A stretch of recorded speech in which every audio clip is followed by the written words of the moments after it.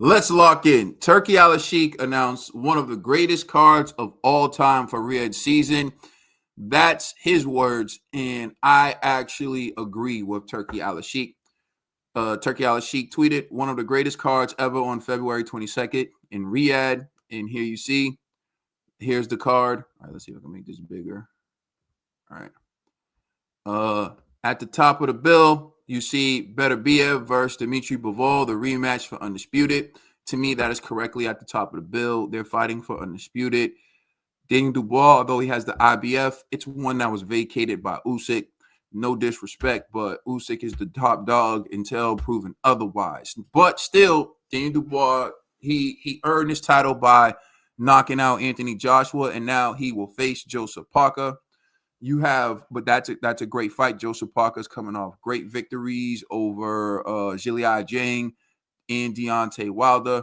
So you got to be excited for Joseph Parker for his chance to become two-time heavyweight champion of the world. We have Shakur Stevenson versus Floyd Schofield. And this is a matter of storylines because you wouldn't see this fight normally, but Floyd Schofield has been running around the boxing community on YouTube, speaking with everyone, talking about how Shakur Stevenson's easy work and he would beat Shakur. And Shakur normally wouldn't entertain a fight like this. But Shakur said, okay, since you're talking so much, let's see you back it up under the bright lights, which I respect, which is something Virgil Ortiz Jr. could have done with Xander Zayas, but instead he's claiming a bigger fish to fry route. Shakur could have done that with Schofield. Shakur wanted Zepeda. That's a bigger fish to him. Shakur's been calling out Gervonta Davis. That's a bigger fish to him. But instead, Shakur saying, you know what? The people are talking smack. All these dudes are talking smack. They think they're like that. Okay, sign the contract. And everyone thought it was a bluff, but you see it's been officially announced. And I'm telling you right now, it wouldn't surprise me if Shakur stops Floyd Schofield, the dude who was missing his stool after fighting a journeyman. Now you have Carlos Adames versus Hemzar Shiraz, and I think that's going to be a good fight.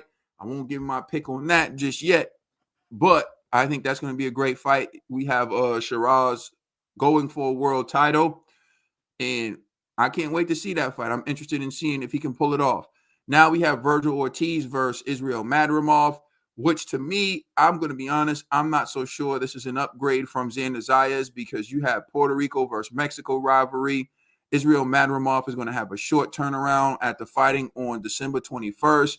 He's going to have to take recovery. Then he's going to have to go back in training camp, and then he's going to have to fight. And I don't know if that's enough time. And Virgil Ortiz has a massive advantage fighting Israel Madrimov when he could have fought Xander Zayas.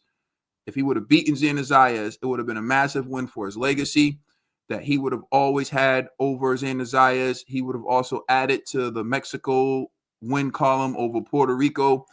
And he could have fought Israel Madrimov after he beat Xander Zayas on February 22nd and given Israel Madrimov a full recovery in training camp. Now, Zhilei Zhang versus Ajit Caballo. That's a dope fight. But for both of these guys, they turned down Martin Bakole to face each other for the money.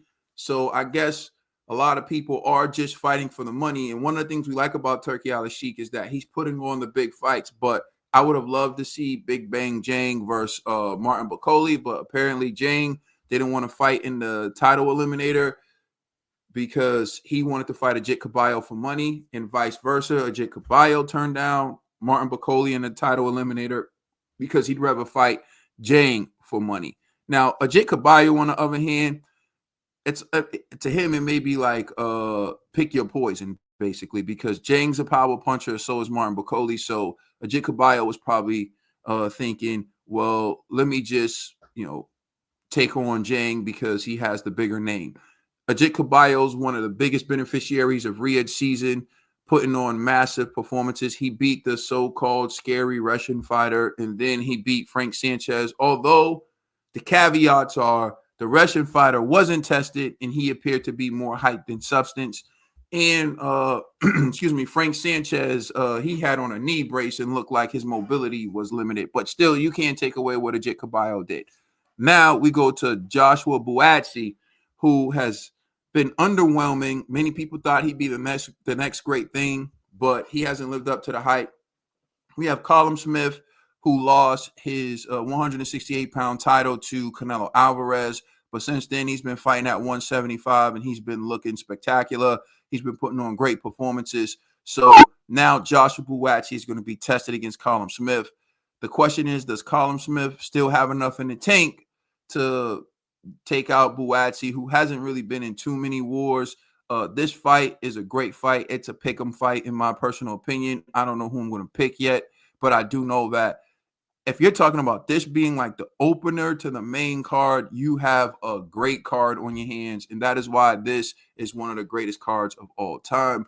Let me know what you think about the card. Salute to Turki Alalshikh in Riyadh season. I would just add one thing, though. A lot of people are complaining about the fact that this fight is taking place in Saudi Arabia. Look, what happens when you put on a show is you get to pick the venue and you pay the performers. That's how it goes.